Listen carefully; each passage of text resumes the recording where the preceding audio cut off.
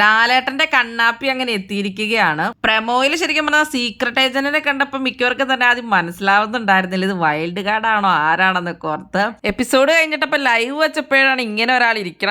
അപ്പൊ പെട്ടെന്ന് നോക്കിയപ്പോ ശരിക്കും പറഞ്ഞാൽ മനസ്സിലായിട്ടുണ്ടായിരുന്നില്ല. പിന്നെയാണ് സായി ആണെന്ന് മനസ്സിലാവണേ. താടിയും മീശയൊക്കെ എടുത്തപ്പോ ആളാകെ മാറിയിരിക്കുകയാണ്. അല്ലെങ്കിൽ തന്നെ ഫുള്ള് മാറ്റാണല്ലോ പുള്ളിക്ക്. അപ്പൊ ലാലേട്ടൻ ഇന്ന് പറഞ്ഞ പോലെ തന്നെ ഈ കാര്യങ്ങൾ എന്ന് പറയാം. ലാലേട്ടൻ പറഞ്ഞിട്ടുണ്ടായിരുന്നു ഇന്ന് ഇവിടെ വന്നപ്പോ സായി സീക്രട്ട് ഏജന്റ് ആയിട്ടാണ് വന്നത്. പിന്നീട് ഞങ്ങളുടെ ഭാഷയിൽ സായി കൃഷ്ണനായി ഇപ്പൊ ഞങ്ങളുടെ കണ്ണനായി മാറിയിരിക്കുകയാണെന്നാണ് ലാലേട്ടൻ പറഞ്ഞത്.